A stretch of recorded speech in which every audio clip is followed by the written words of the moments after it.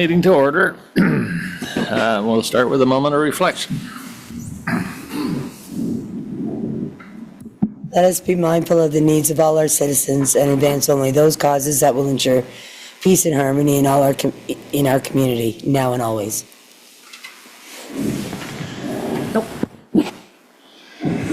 We'd like to begin by acknowledging the land on which we gather today is the land traditionally used by the Anishinaabe, Haudenosaunee, and Shinotan people. We acknowledge the enduring presence and deep traditional knowledge and philosophies of the indigenous peoples with whom we share this land today. Are there any declarations of a pecuniary interest? Seeing none. Minutes of the previous meeting. I need a motion that the following minutes be adopted as presented. The minutes of January 14th, 2025 council meeting and the minutes of the January 28, 2025 committee of the whole meeting. Moved by Councillor Sedman, second by Councillor Herget. All in favor? And that's carried.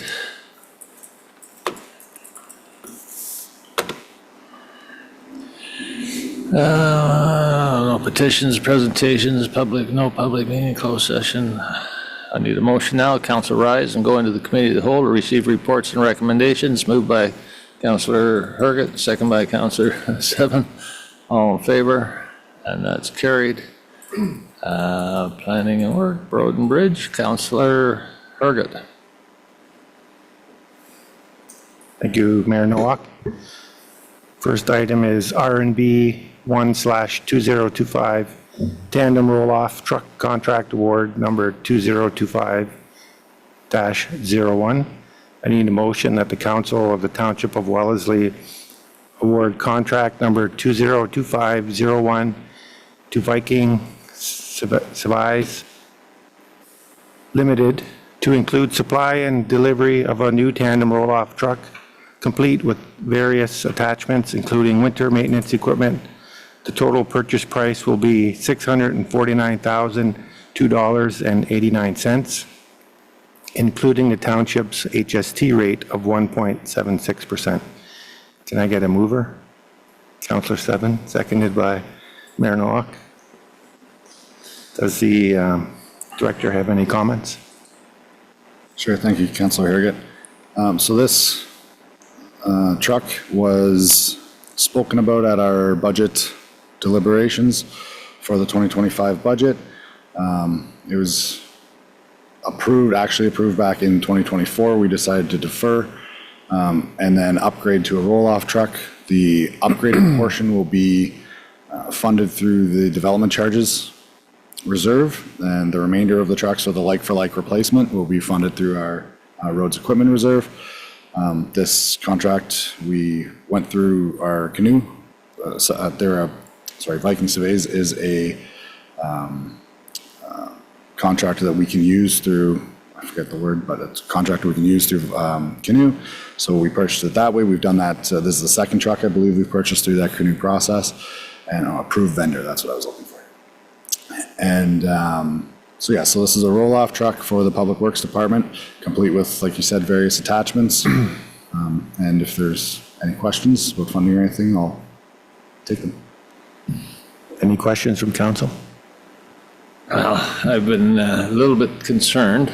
I'm supporting this. There's no question it's going to be a useful unit for us, but I'm a little bit concerned with what's happening down south. With the potential 25% tariff. That tandem truck is built, if I understand it, in the States, and it'll have to come up here. Would we pay a 25% tariff when it comes up here, and then when it goes back to then it goes up to Elmira or Mount Forest? So that's correct. So Mayor Nowak did give me a heads up that he'd be asking this question tonight about the tariffs and how they might affect this purchase. In speaking with the cab and chassis supplier, which is Freightliner, and also with Viking Surveys, who's the truck builder, and that's who the actual contract is with, both of them told us that the price could potentially be affected. But again, the tariffs that President Trump is potentially implying or applying are on goods that go to the States.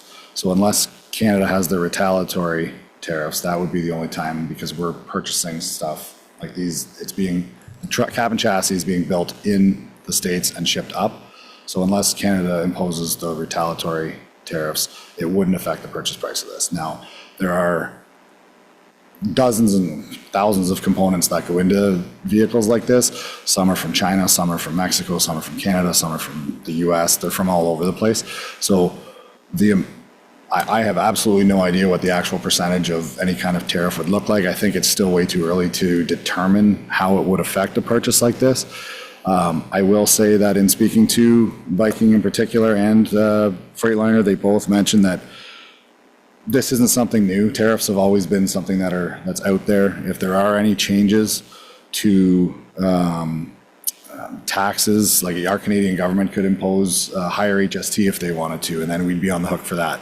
When we're talking about a piece of equipment that has an 18 to 24 month lead time, basically everything comes into play. You know what I mean? Anything can happen in that time, and there is a catch-all quote at the back, or a line at the back that says any unforeseen price increases due to model change, monthly exchange rate increase, supplier annual increase, et cetera, are not included in this price quote and will be passed on to the customer as incurred.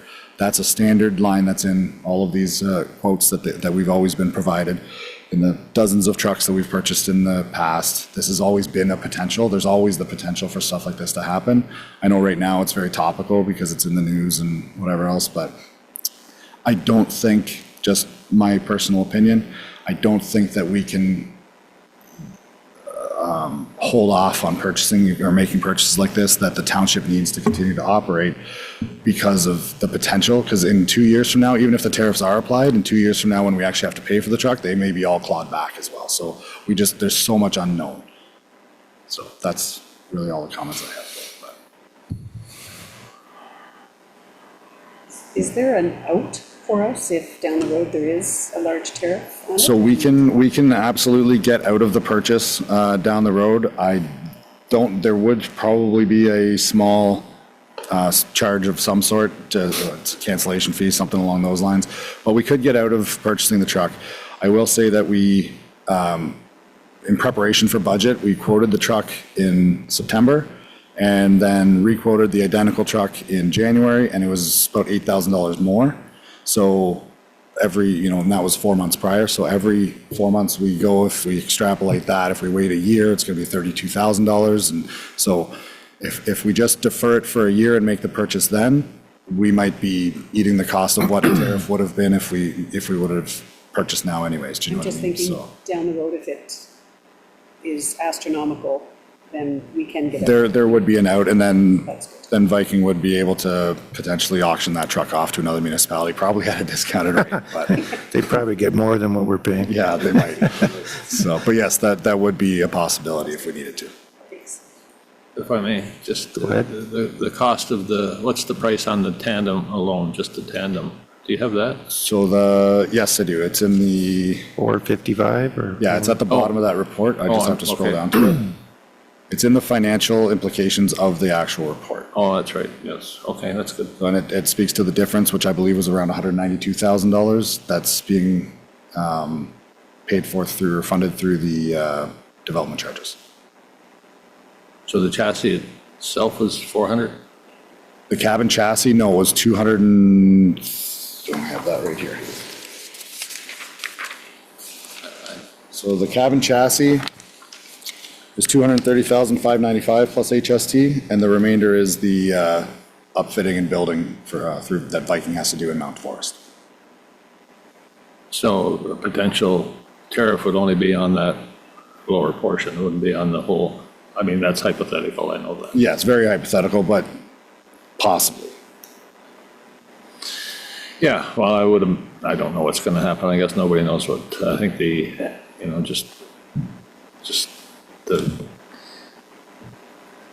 don't know what the word for it is, it's just not knowing where we're going with all this is causing a lot of anxiety throughout the province, throughout Canada, I guess, so I'll leave it at that. Anyway, thanks for clarifying that. I feel better. A bit. Good. Okay, if there's no more questions, I'll call the question. All in favor? And that's carried. Item number 2, R&B 2/2025, amendment to traffic and parking bylaw number 4/2021, no stopping on Church Street in St. Clements. I need a motion that the council of the Township of Wellesley approve amending the traffic and parking bylaw number 4/2021 to designate the north side of Church Street between Herget Road and Charles Street a no stopping zone during the hours of 8 a.m. to 10 a.m. and 3 p.m. to 5 p.m. Monday to Friday. Can I get a mover? Councillor Seven, seconded by Yes. Mayor Nowak. Does the director have comments? Yes, thank you, Councilor Herget. So this is an issue that's been ongoing for a little while. Our bylaw officer and myself met with the Parent-Teacher Association at the school last Tuesday.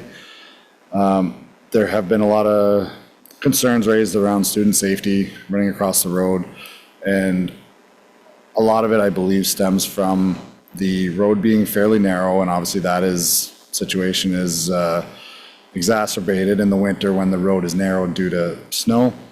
But with stopping on both sides of Church Street and parents letting children out of the vehicle, number one, on the north side of the street there, which is opposite the school, the small children have to run across the street then, and with a lot of cars around, it's hard for motorists to see them. So that's number one, but also it being narrow, it doesn't allow vehicles to exit. So essentially, there's not enough room to get out, so they have to wait for the entire line of vehicles to move forward before they can move on. So by creating a no stopping zone on the north side, that will allow enough room that one car can come in, fill a spot, drop their kids off, pull out and leave, even if nobody else moves in that time frame. It's currently a no parking zone, but what no parking means is that you can stop your vehicle there, you just can't leave the vicinity of your vehicle. So parents are allowed to stop. So our bylaw officer has no ability to ticket. He can ask politely, but that's about all we can do at this point. By making it a no stopping zone between the hours of 8 a.m. and 10 a.m. and 3 p.m. to 5 p.m. Monday to Friday, that covers drop off and pick up for the school hours. And then outside of those times, it would defer back to just a regular no parking zone. So this will give for the parents that aren't listening to the bylaw, or to the bylaw officer, or to the principal, this will give the bylaw officer the ability to actually issue fines. So it was a very good meeting that we had with them last Tuesday. The school was fully on board. They think that this will help. And so we'll try it and we'll see how it works. I also explained to them that we generally take incremental steps. We don't throw a whole book at problems like this right off the bat. But they do think that this small measure should help a lot. And the cost of it is basically negligible. It's 3 or 4 signs is all we're talking about. So. Okay, thank you. Any questions from council? Just have one comment. I guess the next step would be possibly a one-way street, or? That one of the parents at the meeting brought that up, like a one-way during these times, like during drop-off and pickup and stuff like that. And that a one-way street during specific times of day, I wouldn't support, just because then you're confusing motorists of when it is and when it isn't, so it would have to be all the time. But yeah, that would likely be the next course of action, which I don't want to go there if we don't avoid it, but. Okay, if there's no more questions, all in favor? And that's carried. Okay, we'll move down to recreation, I would think. Are there any, in Shelley's absence, are there any service board reports? Seeing none. Okay, and we'll go to, I need a motion that the committee of the whole rise, council resume and report. Moved by Councillor Seven, second by Councillor Herget. All in favor? Carried. That the report of the committee of the whole be adopted as set forth in the motions and detailed above. Moved by Councillor Herget, second by Councillor Seven. All in favor? Carried. There's nothing brought forward from the information package. I'll need a motion that the information package be accepted as presented. Moved by Councillor Seven, second by Councillor Herget. All in favor? And that's carried. Accounts unfinished business. So this read, moves back to, it's AF&P 5/2025. That was the sculpture donation proposal. And I think Grace could maybe read the motion, the original motion on that.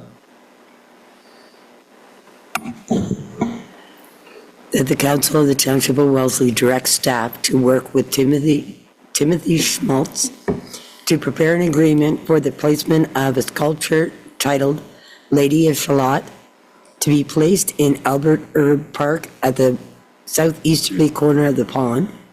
And further, that the agreement shall reflect all associated costs, including but not limited to preparation, shipping, and placing of the sculpture, shall be the responsibility of the sculptor, Timothy Schmaltz. And further, that the chief administrative officer be authorized to sign this agreement on behalf of the Township of Wellesley. So I'll need a mover for that at this point. Councillor Seven, second by Councillor Herget. Discussion? So I'll just mention the fact that we had deferred this to see if we would get some information from the public on this. And I think we've had six communications, 5 in favor and 1 opposed. So, I think I'm feeling quite comfortable with going forward with this. So maybe I'll leave it at that. Yes? What was the reason for being opposed? Just didn't like it. That was the bottom line, beauty is in the eye of the beholder, isn't it? Some people will appreciate it, and a lot of people do, but some maybe find it a little bit offensive because it's a dark color and that sort of thing. So that's my guess. Okay, any other? Yes. There was talk at one time of redeveloping the pond, or is this going to be in a spot that's not going to have to be moved? Can answer. Yeah, I can take that question. Yes, we looked at the proposed plan that was created for the pond restoration, and this area would not be restored, and it would still be adjacent to the park area then. I think there was one issue or one person who was in favor of it but wasn't sure of the location of it. But I just don't think there's a lot of alternatives really, given the fact that there's going to be work eventually, hopefully, done on that pond.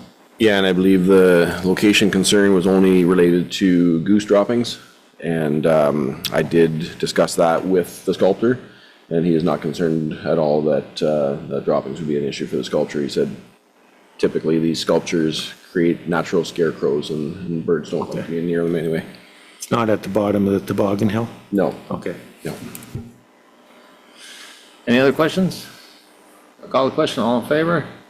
And that's unanimous. New business, CAO update. I have nothing further today, but I'll happily answer any questions if council has any. Status quo. Everything is good. Okay. Bylaws. I'll need a motion that bylaw 5 and 6 of 2025 be read the first and second time. Moved by Councillor Herget, second by Councillor Seven. All in favor? Carried that the same bylaws be read a third time, passed, and the mayor and clerk be authorized to sign and seal the bylaw under the corporate seal. Moved by Councillor Seven and Councillor Herget. All in favor? Carried. Next meeting, Committee of the Whole, February 25th. Who is going to adjourn the meeting? Councillor Seven. All in favor? And that's carried.